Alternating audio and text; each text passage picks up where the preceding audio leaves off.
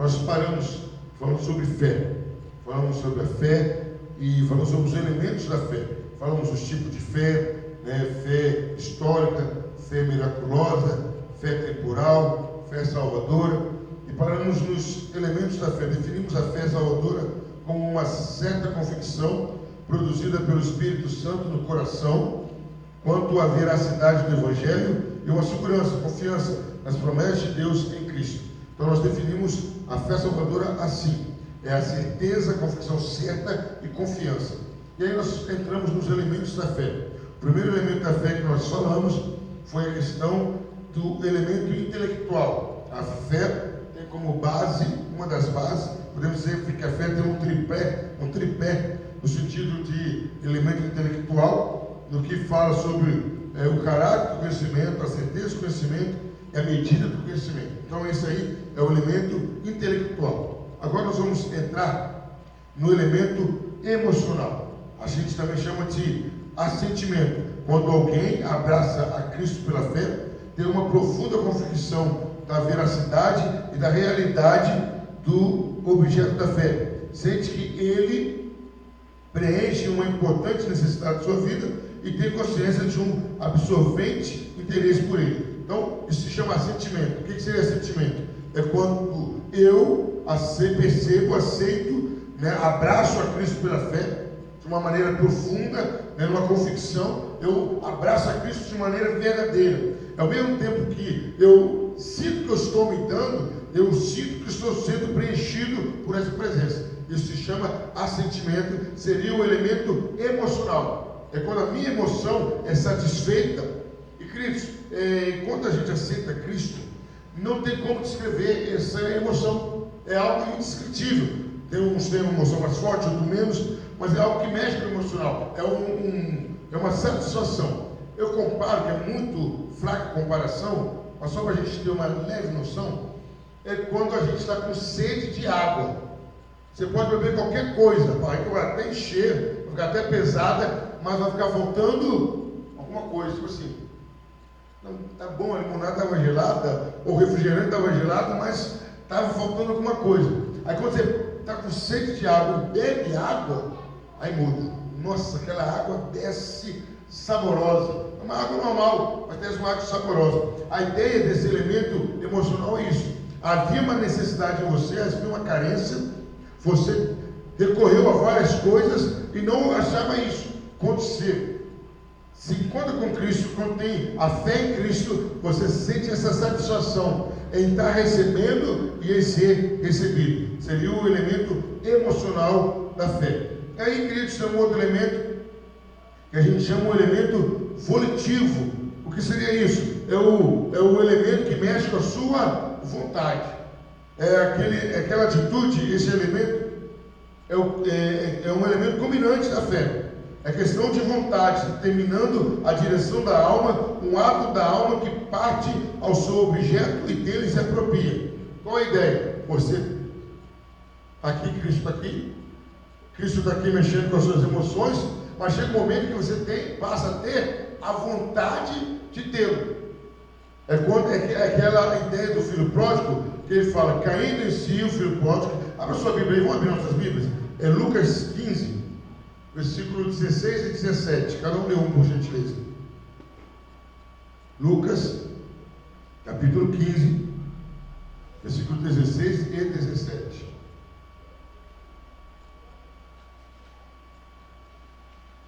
Lucas 15, 16 e 17. Pode ler, um leu 16, um leu 17. E desejava encher o seu estômago com as bolotas que os porcos comiam e ninguém lhe dava nada. Então caindo em si disse, quantos trabalhadores de meu pai têm abundância de pão, e eu aqui pereço de fome.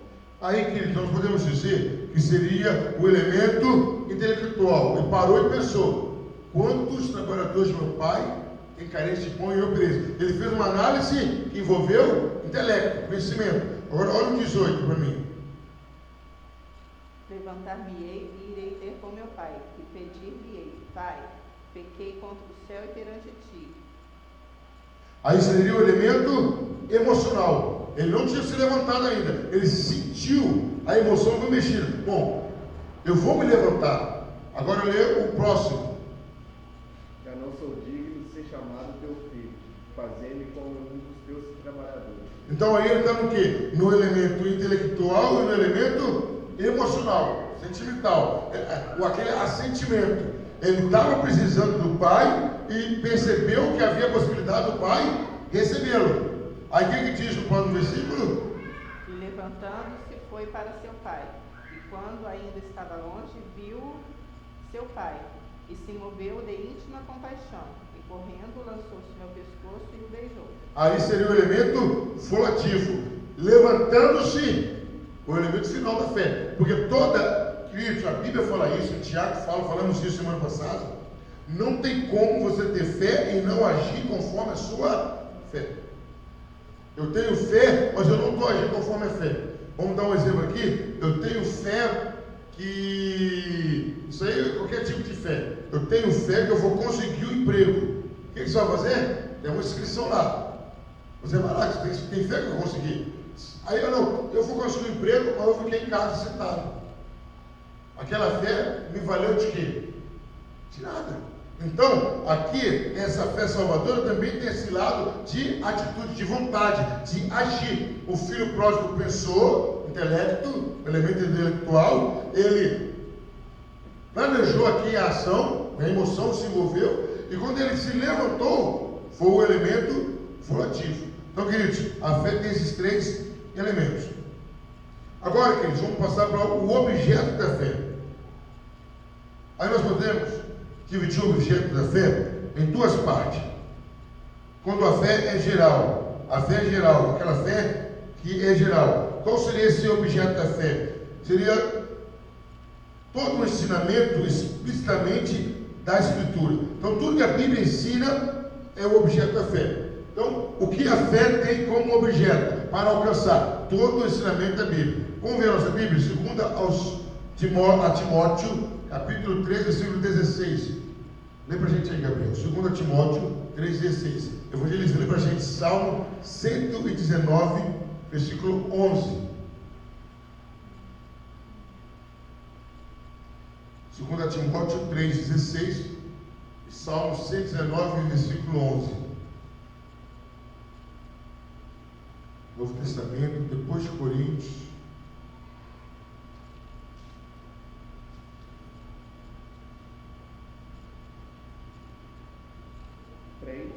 16. Toda escritura é divinamente inspirada e proveitosa para ensinar, para repreender, para corrigir, para instruir em justiça. Então, ele está falando toda a escritura. Então, quando se trata da fé geral, quer dizer, qual é o objetivo da fé? Qual é o objeto da fé? Toda a escritura. Agora, Salmo 119, versículo 11. Escondi a tua palavra no meu coração, para eu não pecar contra ti. Então, aí nós estamos vendo o quê? Que para a fé geral, é toda a palavra. Mas tem a fé especial. O que seria a fé especial? É a fé salvadora, no sentido mais limitado da expressão. Nesse caso, da fé salvadora, o objeto da fé é Jesus Cristo. Vamos ver alguns textos. Então, para a fé geral, é a palavra de Deus, tudo que a Bíblia ensina. Para a fé especial, é só Jesus Cristo o objeto da fé. Vamos lá, João, capítulo 3, 15, 16 e 18. Lê para a gente, evangelista. E João 6,40, leu o Gabriel. João 3, 15, 16 e 18. E João 6,40. Para que todo aquele que nele crê não pereça, mas tenha vida eterna. Porque Deus amou o mundo de tal maneira que deu seu Filho unigênito para que todo aquele que nele crê não pereça, mas tenha vida eterna. Quem crê nele não é condenado, mas quem não crê já está condenado, porquanto não crê no nome do unigênito Filho de Deus. Então, quer dizer, o objetivo da fé é o quê? Aquele que não creu em Jesus, não creu no unigênito de Deus. Então, o objeto da fé especial é Jesus Cristo. Agora, João 6,40. Pois a vontade de meu Pai é que todo aquele que vê o Filho e nele crê tenha a vida eterna, e eu o ressuscitarei no último dia. Então, todo aquele que vê e crê no Filho tem a vida eterna. Então, o objeto da fé especial é Jesus Cristo. Certo? Agora nós vamos ver qual é a base dessa fé? Qual é o alicerce dessa fé? Essa fé se baseia no quê? Queridos, de um modo geral, a nossa fé é baseada no quê? Nas promessas de Deus. Amém, igreja? Nas promessas do Evangelho, que o Evangelho promete. Então, como não tem jeito a gente ter acesso, termos acesso às promessas do Evangelho, a não ser pela palavra, então, a base da fé passa a ser a Bíblia. A Bíblia passa a ser a base da fé. E não é só a base, como regra de fé prática. Mas, na verdade, também, outro elemento que pode ser considerado a base dessa fé é o Espírito Santo. Por que é o Espírito Santo? Se o Espírito Santo não nos der um entendimento e não trouxer a verdade até nós, não tem como. Certo? Então vamos ver os textos. Então, quais seriam as bases da fé? Generalizando, seria a Bíblia.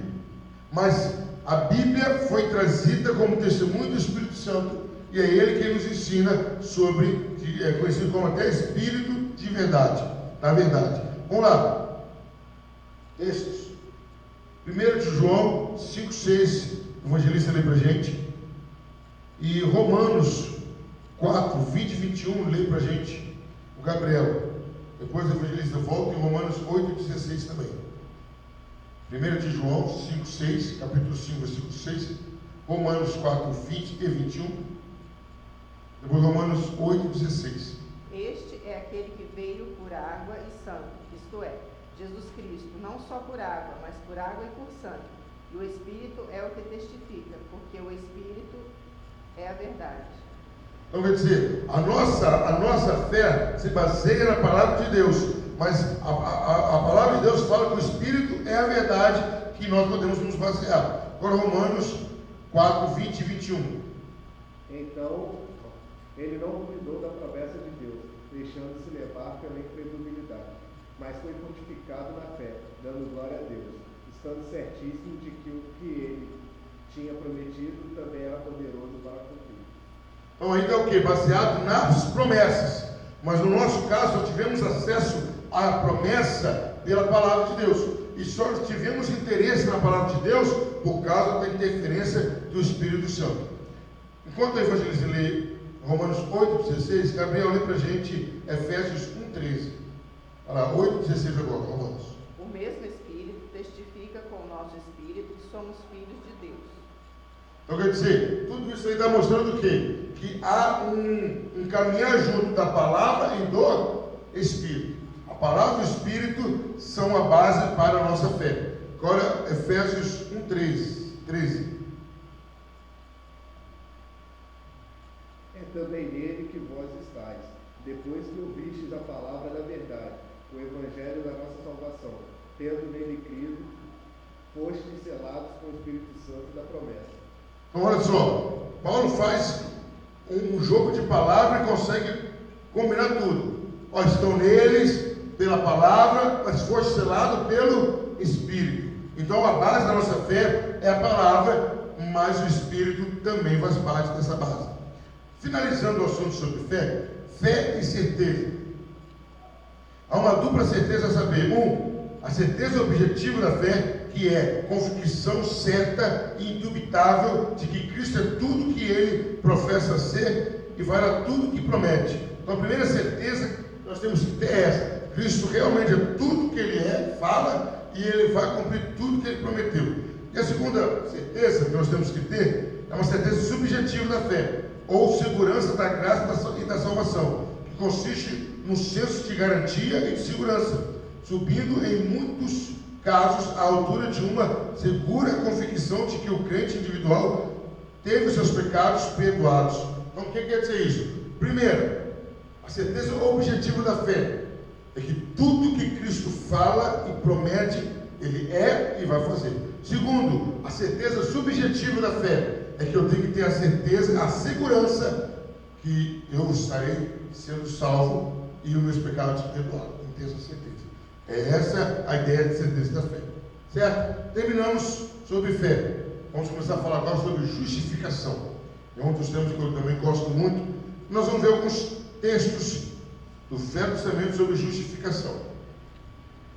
A ideia de justificar significa declarar judicialmente que o estado de uma pessoa está na harmonia com as exigências da lei. Vamos resumir, vamos simplificar. A ideia é o seguinte: chegou o réu, foi passado a ficha dele, ou o processo dele, né, ou as acusações contra ele, ele foi condenado, mas alguém o justificou, alguém tomou a culpa dele, e com isso, diante dessa substituição, o juiz bate o martelo e fala: ele está justificado. Seria essa a ideia de justificação. Alguém que literalmente condenado, mas foi justificado. Alguém pagou pelos seus erros. A ideia de justificação é essa. Vamos falar um outro exemplo. Na escola ou no trabalho, você faltou e foi lá e levou o que? Um atestado médico. A falta foi tirada? Não, foi abonada. Foi justificada. Houve a falta, mas ela não vai intervir e contar em nada contra você. Seria isso. Você foi condenado pelos seus pecados, mas por causa de Cristo você foi justificado. Você é um pecador justificado. Vamos ver alguns textos do Velho Testamento que passam essa ideia. Evangelista, Deuteronômio 25:1, depois Provérbios 17:5. Gabriel, Êxodo 23, versículo 7, depois Isaías 5:23. Êxodo 23:7, Deuteronômio 25:1, Provérbios 17:5.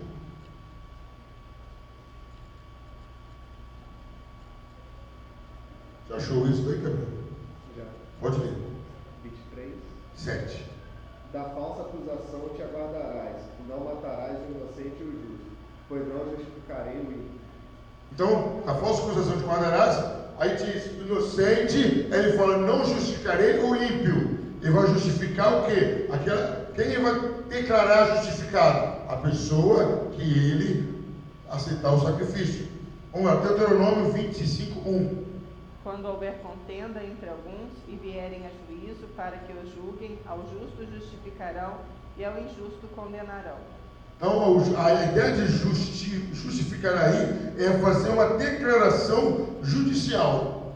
Então, no Velho Testamento, a ideia é declaração judicial, que o estado de uma pessoa está na harmonia com as exigências da lei. Então, aí no Velho Testamento, quando você vê a palavra justificar, a pessoa está falando o seguinte: olha, ela, no que concerne a esta lei, está correta.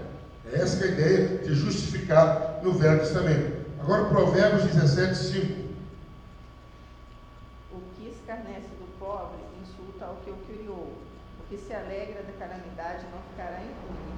Então, está falando que não ficará impune no sentido de que não será declarado certo na atitude. No Velho Testamento, justificar isso é uma declaração quanto ao estado judicial da pessoa. Agora, Isaías 5:23.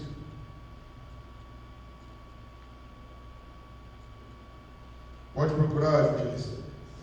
Ezequiel 16, 50, 51. Isaías 5:23. Que justificam o ímpio com suborno, e ao justo negam a justiça. Então, está falando o que aí? A ideia, não está falando de Deus, está falando da ideia da palavra. O que diz nesse texto aí? Que há pessoas que pelo suborno vai justificar o ímpio, vai declarar o culpado inocente por suborno, certo? Agora, Ezequiel 16, 50 e 51. Gabriel, pode procurar Jeremias 3:11, aí pertinho, depois de Isaías. Ezequiel 16, 50 e 51. Também Samaria não cometeu metade de teus pecados, e multiplicaste as tuas abominações mais do que elas, e justificaste as tuas irmãs com todas as abominações que fizeste. Tu, pois, sofre a tua vergonha, tu que julgaste as tuas irmãs pelos teus pecados, que fizeste mais abomináveis do que elas, mais justas são do que tu. Envergonha-te logo também, e sofre a tua vergonha, pois justificaste as tuas irmãs. Aí qual a ideia aí? Que uma cidade mesmo sendo culpada, declarou as irmãs justas, inocentes. Não. Diante da lei você está correto. É isso que Deus está reivindicando. Você não pode declarar alguém errado, alguém que quebrou a lei, como justificado, como se estivesse certo diante da lei. Essa é a maneira que o Velho Testamento usa a palavra justificado. Então, toda vez que você vê a palavra justificar no Velho Testamento, a ideia é do quê? Declaração do estado da pessoa pela justiça, como se ela estivesse correta na lei. Agora vamos ver Jeremias 3:11. Disse-lhe o Senhor: já a rebelde Israel justificou mais a sua alma do que a infiel Judá. Então quer dizer, aí tá, repete aí de novo a leitura. Disse-lhe o Senhor: já a rebelde Israel justificou mais a sua alma do que a infiel Judá. Então Deus está comparando o quê? Mesmo Israel com erro, conseguiu melhorar a situação dela judicialmente do que a infidelidade que Judá tinha. Certo? Mas no Velho Testamento tem 2 lugares que citam a palavra justificar no sentido de declarar a pessoa justa. Pastor, não é a mesma coisa? Não. Uma coisa é você falar que a pessoa está certa naquela exigência da lei. Outra coisa é você falar que a pessoa está justa. Vamos voltar ao exemplo da falta? Uma coisa é você ter a falta justificada. Outra coisa é você não ter falta. Você não faltou. 30 dias não faltou. Outra coisa é a pessoa que faltou 10 dias por uma enfermidade e colocou atestado. Pode até contar, no final das contas, a mesma coisa. Mas uma coisa é a pessoa não faltar e outra coisa é a pessoa ter as faltas justificadas. Vamos ver esses textos que falam sobre isso, a diferença? Isaías 53:11, Gabriel e Daniel 12:3, evangelista.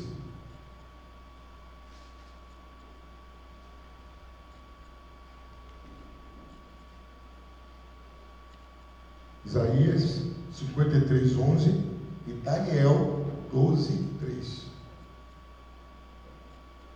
Ele verá o trabalho da sua alma e ficará satisfeito com o seu conhecimento, o meu servo. O justo justificará a muitos, e as iniquidades dele levará sobre si. Aí quer dizer, está falando que o justo justificará, está declarando Jesus justo. Essa palavra, essa passagem se refere a Jesus. O justo, nessa palavra está declarando Jesus correto em todos os sentidos. Agora Daniel 12:3. Os entendidos, pois, resplandecerão como o resplendor do firmamento, e os que muitos ensinam a justiça refugirão como as estrelas sempre e eternamente. Então ele está falando sobre a justiça no sentido da pessoa justa mesmo, declarando alguém justo, não justificado, mas justo. Agora nós vamos ver o mesmo termo usado no Novo Testamento. Como que o Novo Testamento vê a palavra justificar? Uma das palavras que ele usa é declarar que uma pessoa é justa. Isso acontece, a ideia se refere a uma declaração pessoal de que o caráter moral da pessoa está em conformidade com a lei. Queridos, vamos entender o seguinte: às vezes quando a gente aplica a palavra justo, ou se lê a palavra justo, não tem ideia de uma perfeição na pessoa, de uma pessoa isenta de erro. Mas quando a gente vê a palavra justa, tanto no Velho como no Novo, só está se referindo ao estado da pessoa em relação à lei. É só isso. Ela em relação à lei está correta. Não quer dizer que em tudo ela é perfeita. Então o Novo Testamento está falando sobre em relação à lei. Vamos ver alguns textos? Gabriel, Mateus 12:37, Fabiana, Lucas 7:29. Mateus 12:37, Lucas 7:29. Mateus 12:37, pode ler. 12:37, né? Isso. Pois pelas tuas palavras serás justificado, e pelas tuas palavras serás condenado. Então, está falando o que aí? Que a pessoa vai ser declarada justa pelo que ela falar, ou do que ela falar. Agora, Lucas 7:29. E todo o povo que ouviu, e os publicanos, tendo sido batizados com o batismo de João, justificaram a Deus. Então, mais uma vez, está falando que serão declaradas justas, declararão justiça, que a pessoa é correta. Agora, nas cartas de Paulo, que ele sempre é mais profundo, significa declarar em termos forenses que as exigências da lei, como condição de vida, estão plenamente satisfeitas com relação a uma pessoa. Então, Paulo vai mais fundo. Paulo fala que, quando Paulo usa a palavra justificar, é que aquela pessoa atende todas as exigências da lei. Paulo é mais profundo. Vamos ver com os textos? Romanos 5:1, lembra a gente, Gabriel, e 1 Coríntios 6:11 é evangelista. Romanos 5:1, 1 Coríntios 6:11. Pode ir. Sendo, pois, justificado pela fé, temos paz com Deus, por meio de nosso Senhor Jesus Cristo. Então, justificado pela fé. Quer dizer, a fé, a minha fé, faz com que em Cristo Jesus fale que Jesus atendeu todas as exigências da lei, e com isso eu sou participante também. Agora, 1 Coríntios 6:11.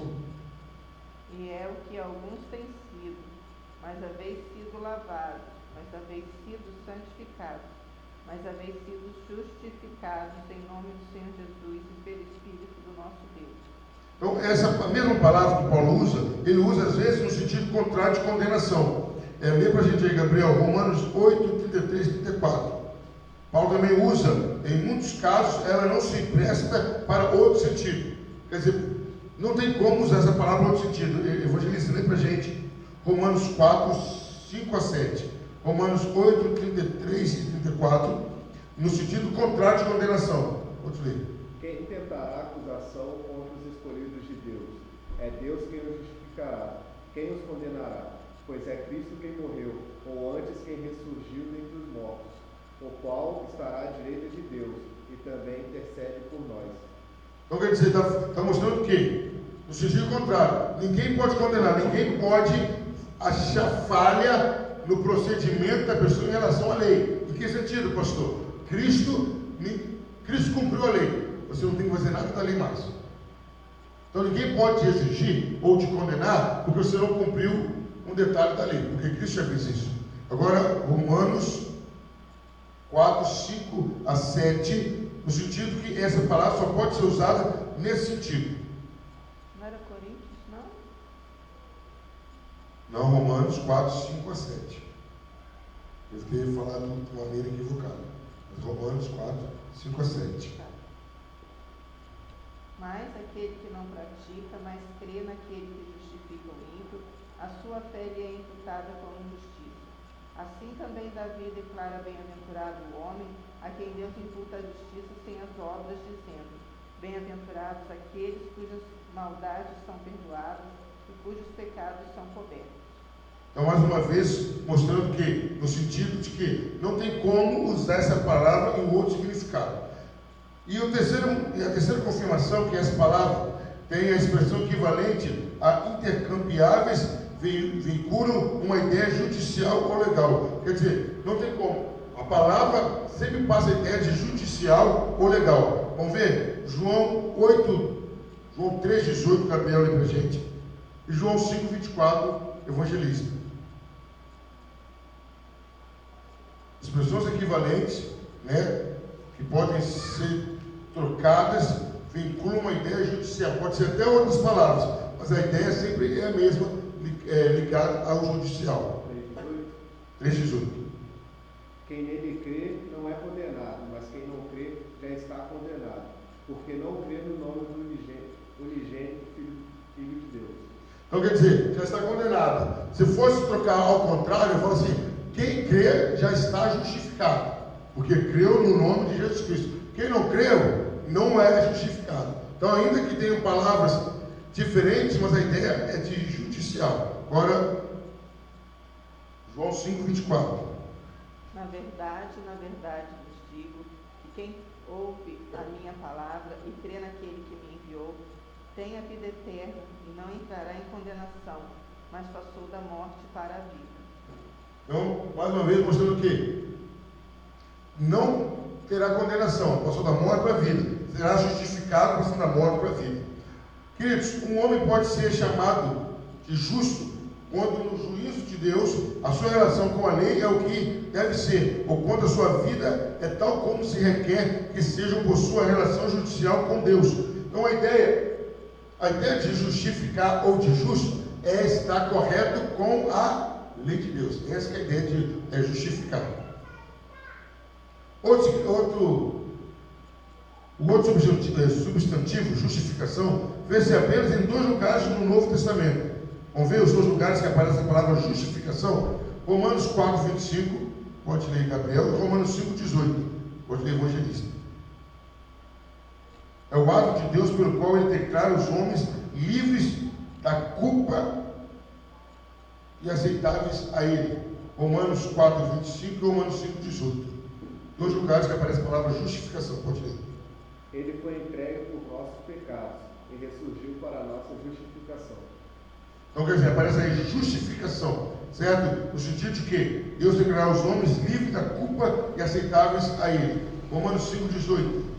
Pois assim como por uma só ofensa veio o juízo sobre todos os homens para a condenação, assim também por um só ato de justiça veio a graça sobre todos os homens para a justificação de vida.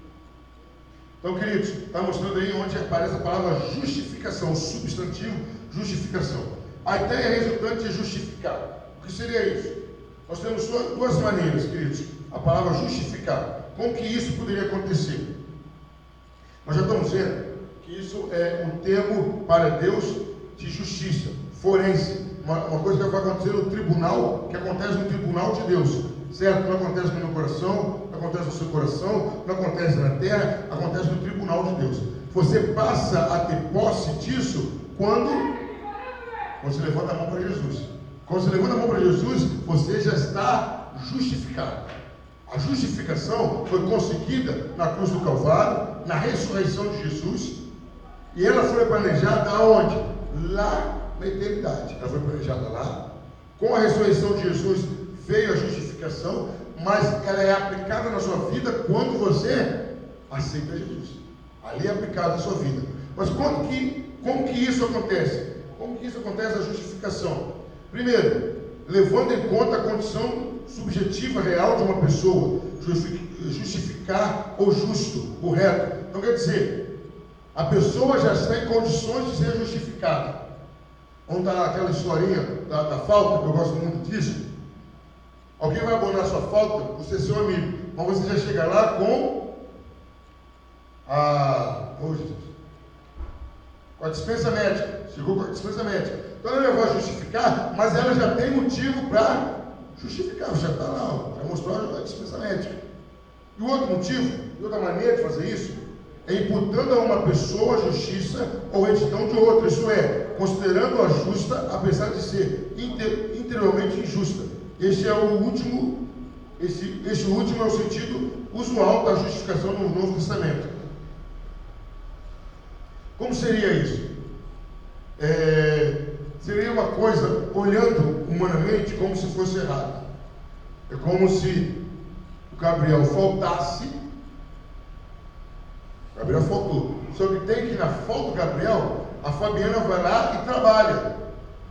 Só que tem que o trabalho da Fabiana conta para ela e para o Gabriel. É como se ela trabalhasse suprindo a falta do Gabriel, com isso Gabriel não seria faltoso. Foi isso que Jesus fez.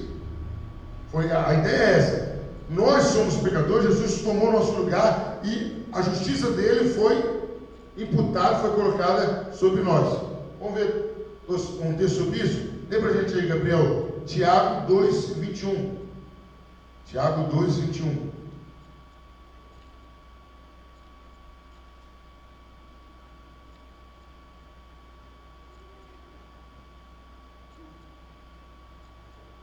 Então, qual a maneira de justificar? A pessoa que já é justa, ou imputando a uma pessoa a justiça ou retidão de outra. Tiago 2, 21 vai falar sobre a pessoa que é justa.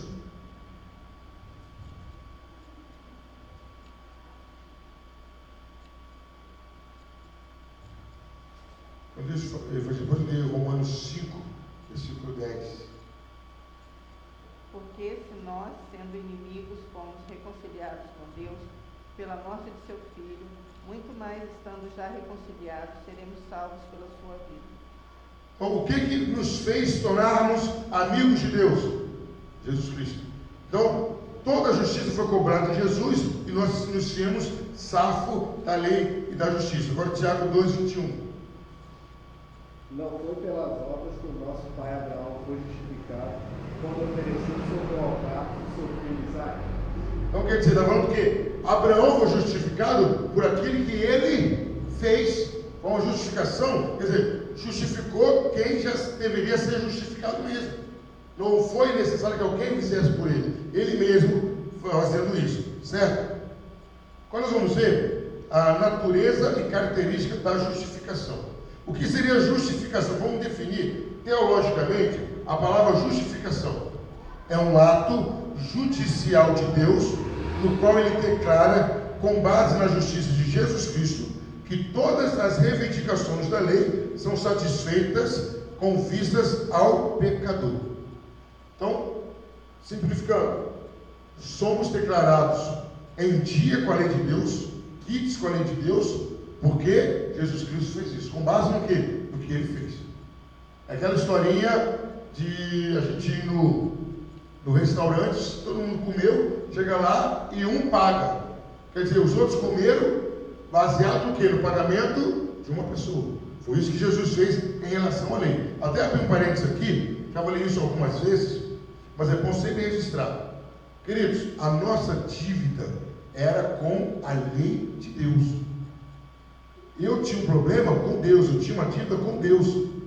Eu estava no débito com Deus. Então, eu vim pagar a dívida com Deus. Você não pagou dívida com o pecado, não pagou dívida com o diabo, não. A sua dívida era com a lei de Deus. Vamos lá. Ela é singular. Na obra da redenção, em que é um ato judicial de Deus. O que quer dizer com isso que é singular? Ela acontece uma vez só uma vez.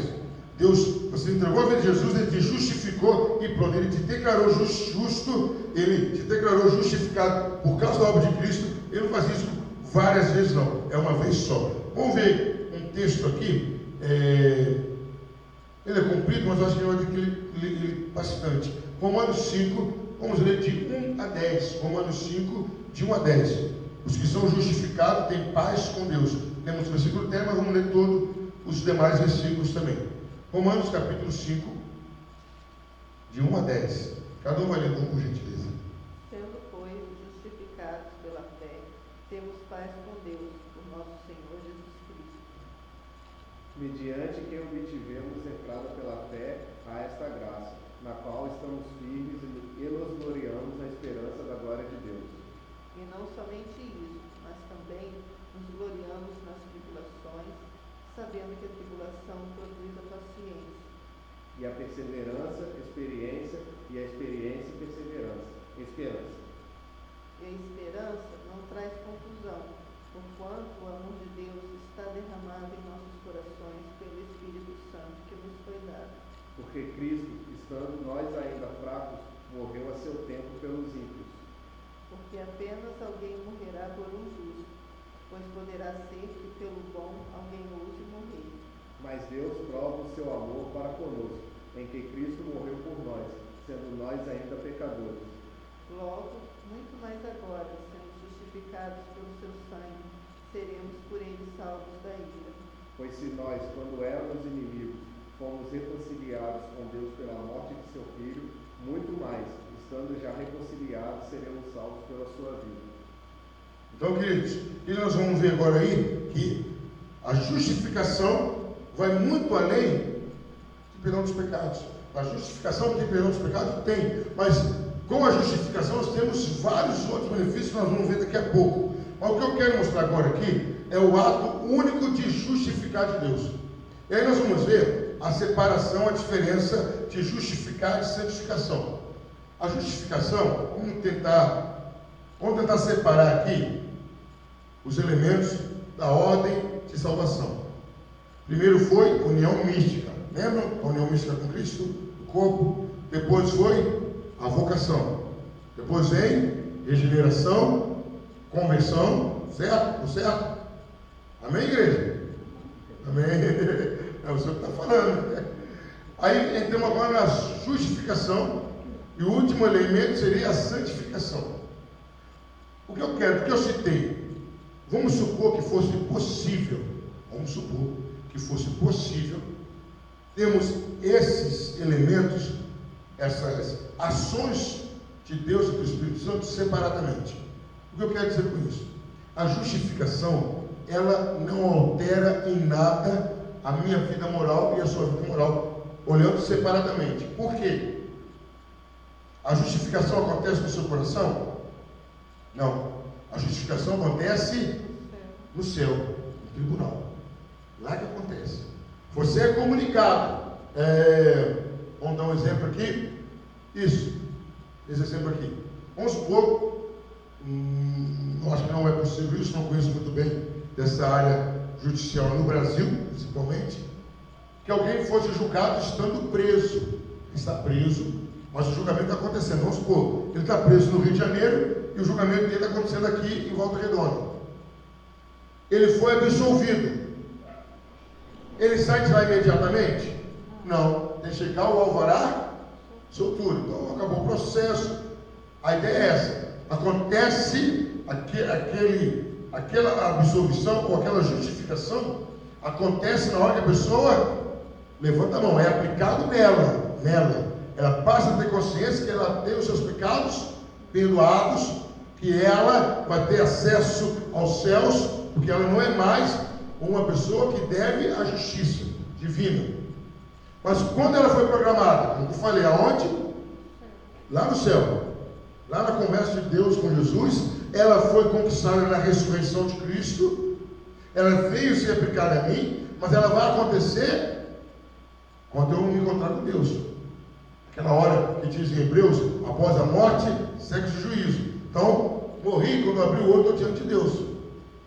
Vai se passar a minha vida toda, naturalmente, pelos meus erros e acertos, eu vou ser condenado, mas é aí que eu vou ser justificado. Aquela hora ali vai valer a justificação.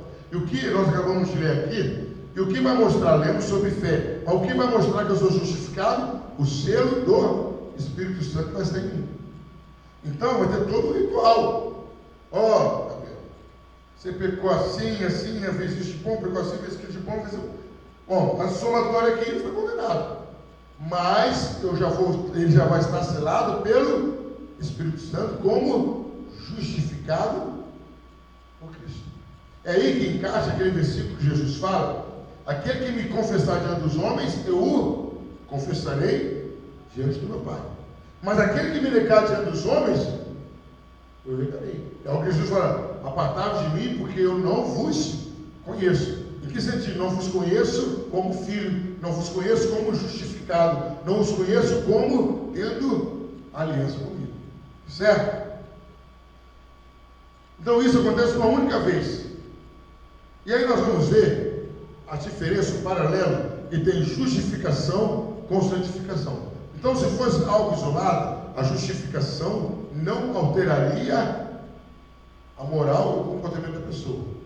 Mas como isso não é possível, é sempre junto. Mas nós vamos ver o que é justificação e o que é santificação. Vamos lá. A justificação remove a culpa do pecado. Eu não tenho mais a culpa do pecado. A santificação remove a corrupção do pecado e renova o pecador constante e crescentemente. Então, a justificação remove a culpa. A santificação remove a corrupção do pecado. A justificação dá-se fora do pecador, no tribunal de Deus. E não muda a sua vida interior. Embora a sentença lhe seja dada a conhecer a vida eterna. Certo? A justificação acontece uma vez só. Não se repete, não é um processo. Já a santificação é um processo. Nós vamos ver isso com a graça de Deus, se der tempo, semana que vem. Enquanto que a causa meritória de ambas está nos méritos de Cristo, há uma diferença na sua causa eficiente. Falando em termos de economia, Deus o Pai declara justo o pecador, e Deus o Espírito Santo o santifica. Então, na justificação, quem é o protagonista? Deus, Pai. Na santificação, o protagonista é quem? O Espírito Santo. Certo? Vamos ver agora, queridos, alguns elementos da justificação. A justificação tem dois elementos, queridos. Tem dois elementos. Um elemento negativo. O que seria esse elemento negativo? A remissão dos pecados. Quando a gente fala negativo, é no sentido de estar tirando algo. É de estar perdendo algo. Então, negativo, quando a gente fala, é no sentido negativo e positivo. Negativo no sentido de estar tirando. Então, qual é o elemento negativo da justificação? Remissão dos pecados. Tirando o pecado. Com base na obra expiatória de Jesus Cristo. Vamos ver alguns textos? Gabriel, Salmo 32, 1. E evangelista Jeremias 31, 34.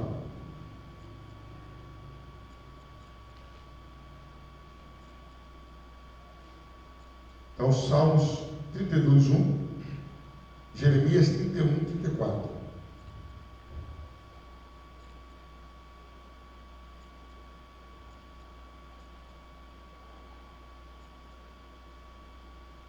Pode ir. E não ensinará alguém mais a seu próximo, nem alguém a seu irmão, dizendo: Conhecei ao Senhor, porque todos me conhecerão, desde o mais pequeno, desde até ao maior, diz o Senhor, porque lhes perdoarei a sua maldade e nunca mais me lembrarei dos seus pecados. Então, quer dizer, a justificação inclui no perdão do pecado. O interessante é o quê? Perdoarei os seus pecados e nunca mais me lembrarei deles. E aí, queridos, vamos abrir mais um parênteses. Como que o homem perdoa diferente de Deus, já viu? O homem perdoa, só perdoa, mas não esqueço. Você não perdoa. Eu perdoo, mas não fala mais comigo. Então você também não perdoa. Porque perdoar é o quê? É considerar a pessoa como se não tivesse cometido aquela falha.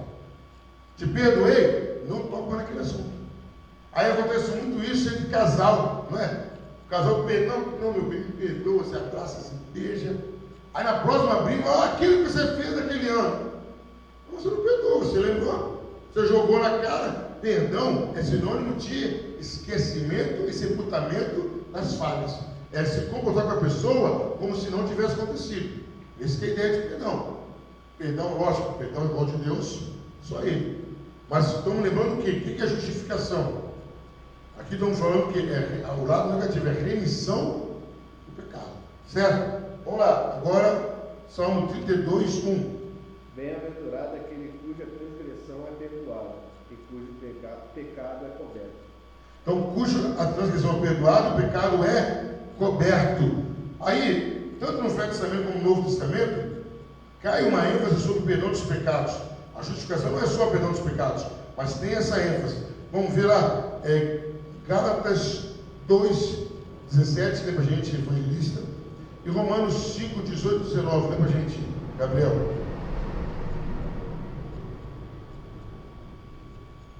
O interessante é que a justificação aplica-se, queridos, o perdão da justificação aplica-se a todos os pecados, do passado, do presente e do futuro.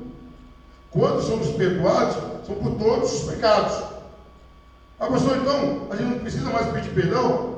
Não temos que ficar pedindo perdão? Perdão, não, vamos pedir. Mas qual é a diferença na justificação? Que a justificação remove a culpa, não a culpabilidade. Pastor, não entendi agora.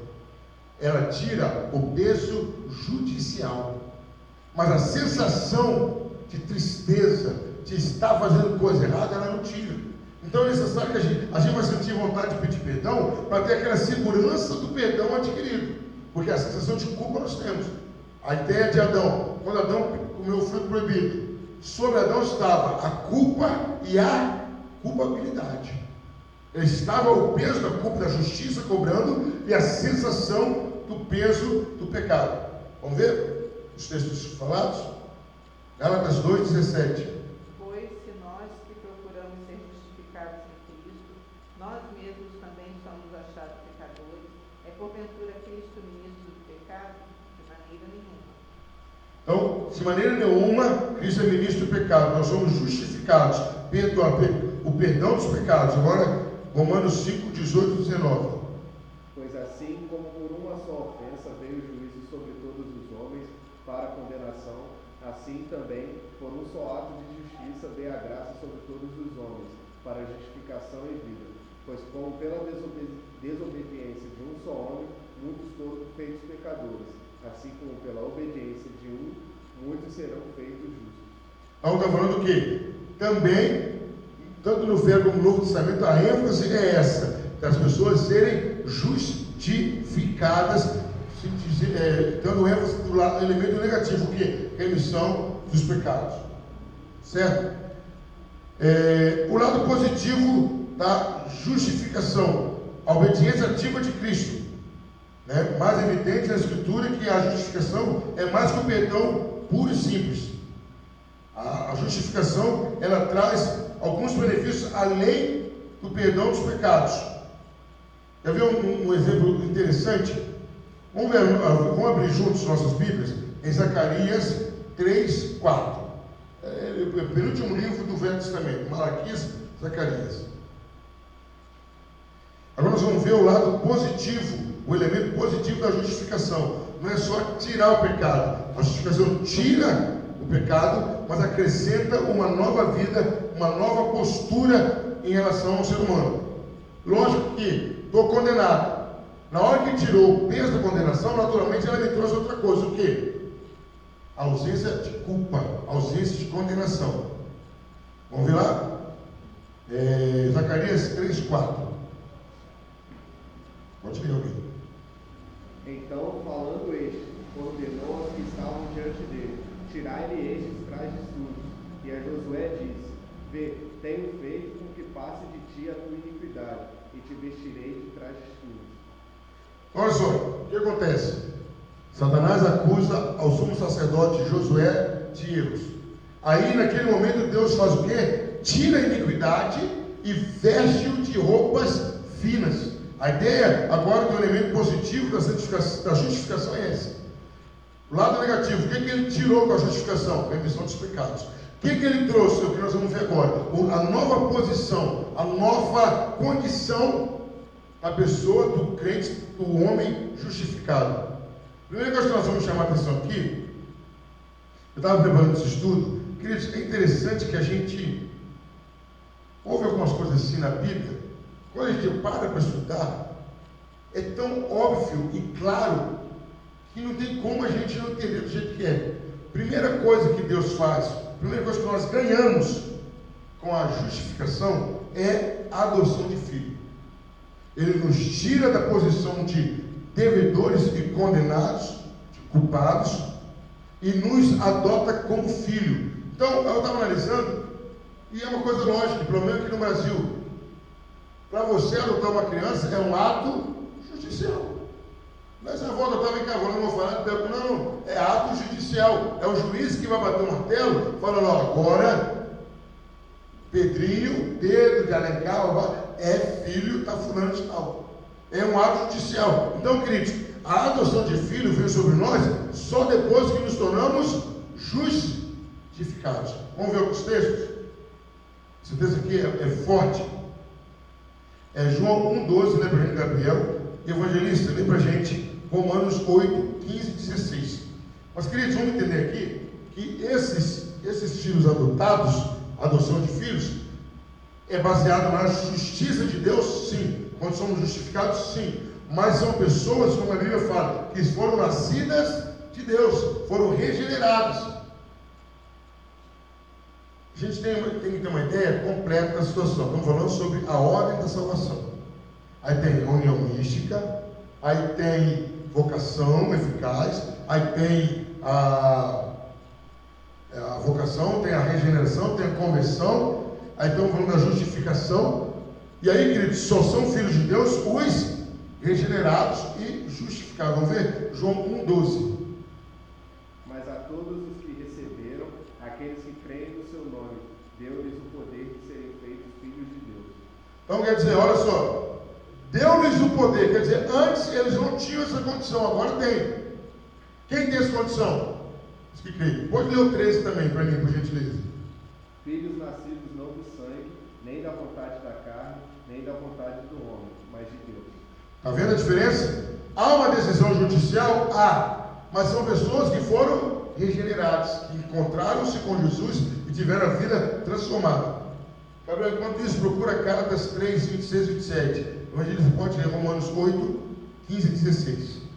Porque não recebestes o espírito de escravidão, para outra vez estardes em temor, mas recebestes o espírito de adoção de filhos, pelo qual clamamos, Abba, Pai. O mesmo Espírito testifica com o nosso espírito que somos filhos de Deus. Então recebemos o espírito de adoção que clama Abba, Pai. Então somos filhos por adoção, por nascer de Deus, e temos o Espírito Santo. O evangelista, procura aí agora para mim, Gálatas 4, 5, 6. Pode ler, Gabriel. Gálatas 3, 26 e 27. Todos vós sois filhos de Deus, pela fé em Cristo Jesus, pois todos vós que fostes batizados em Cristo, vos revestistes de Cristo. Então, queridos, aquela ideia que fala, todo mundo é filho de Deus. Pela Bíblia, só tem aqueles que têm fé. Ah não, pastor, mas todos vieram de Deus, Adão e Eva, não. Eles são criaturas. Mas filhos de Deus, aqueles que receberam Jesus pela fé. Olha, pastor, às vezes o senhor vai orar por alguém que não é crente, fala, Senhor, abençoa teu filho, tua filha. Eu falo aquilo, crendo que eu estou profetizando que aquela pessoa vai se tornar filho e filha de Deus. Vamos ver agora Gálatas 4, 5, 6, que é mais forte ainda o texto sobre filho de Deus. Para remir os que estavam debaixo da lei, a fim de recebermos a adoção de filhos. E porque sois filhos, Deus enviou aos nossos corações o Espírito de seu Filho, que clama, Abba, Pai. Então, olha só, para que nos tornássemos filhos de Deus, tivemos que ser remidos para recebermos a adoção de filho. Aí recebemos a adoção de filho, nos tornamos filhos de Deus, e aí veio o Espírito em nós para sermos filhos, chamarmos de Deus Abba, Pai. Aí, queridos, então, o lado negativo da justificação, ela tira o pecado. O lado positivo, o que a justificação traz? Ela traz a adoção de filho. Junto com a adoção de filho, ela nos traz o direito à vida eterna. Queridos, analisando uma coisa lógica, vamos olhar o lado de, mais uma vez, o sistema judiciário. O réu passivo está condenado e preso. Estava até esperando o julgamento preso. Se ele é absolvido, naturalmente, o que é tirado dele? As algemas. Ele não vai mais para a cela. Naturalmente, o que ele passa a ganhar? A sua liberdade. Naturalmente. Então, quando estávamos condenados pelo pecado, estávamos sobre nós a pena da morte. A partir do momento que fomos justificados, passamos a ter direito à vida eterna. Esse direito que Adão abriu mão à toa do paraíso. Então, o que a justificação traz? A adoção de filho e o direito à vida eterna. Vamos ver alguns textos? Romanos 8, 17, Gabriel, e Gálatas 3, 14, Evangelista. Gentileza.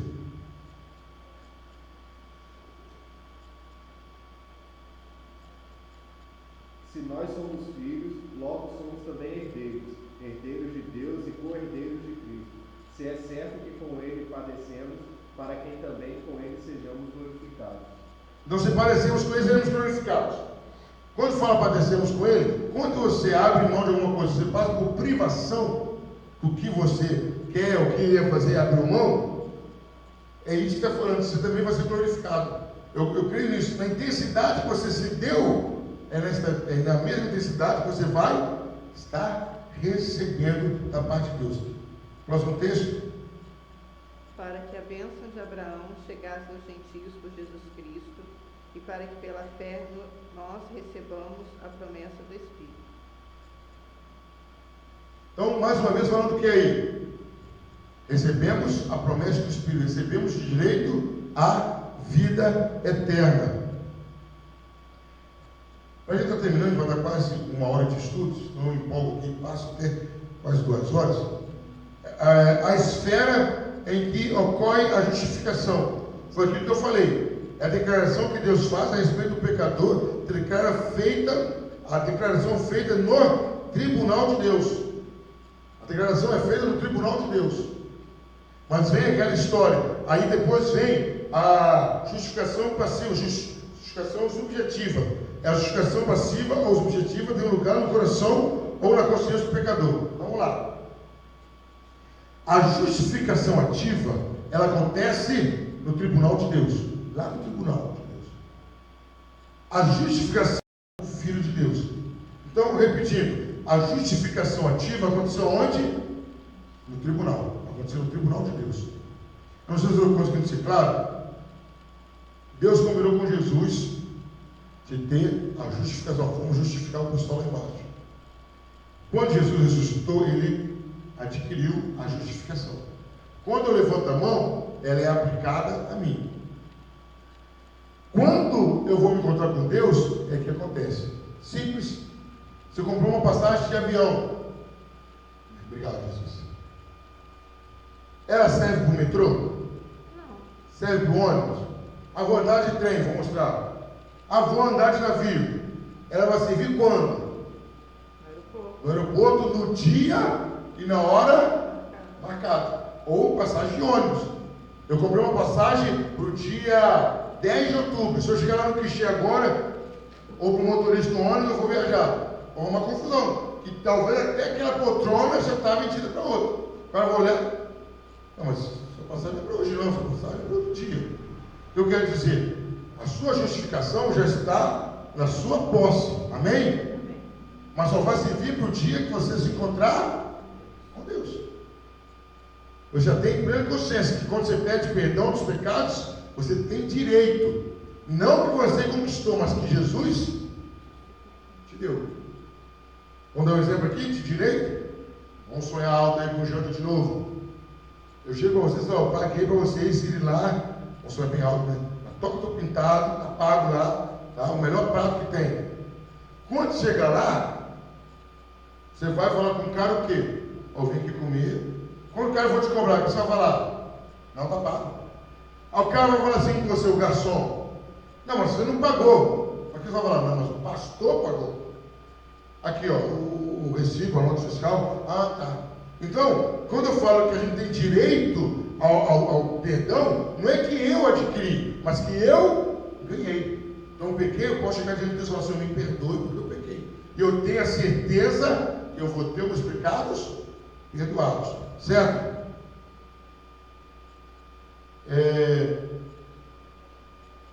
Terminando, queridos, nós vamos ver aqui uma coisa interessante. Romanos 4, 25. Eu quero ler para mim aí, por gentileza. Romanos 4, 25. Ele foi entregue por nossos pecados e ressurgiu para a nossa justificação. Então, ele foi entregue para o nosso pecado e ressurgiu para a nossa justificação. Qual é a ideia disso aí? Que a ideia é que, com vista à nossa justificação, quer dizer, a fim de que pudéssemos ser justificados. Se Cristo não ressuscita, Paulo fala que era vã a nossa fé. Então ele ressuscitou para que nós pudéssemos ser justificados. Certo? Outro texto interessante para a gente finalizar e deixar para a semana que vem a justificação pela fé. Abre para mim, evangelista, 2 Coríntios 5,19. Isto é, Deus estava em Cristo reconciliando consigo o mundo, não lhes imputando seus pecados, e pôs em nós a palavra da reconciliação. Então, qual é a ideia aqui que está se passando aqui? Qual é a ideia? É que Deus coloca, não imputa do pecado ao pecador. Quer dizer o quê? Que Cristo, a reconciliação do mundo com Cristo, envolve a não imputação do pecado ao pecador. Qual é a ideia? É de não cobrar do pecador o que ele tinha que pagar. Não vou cobrar.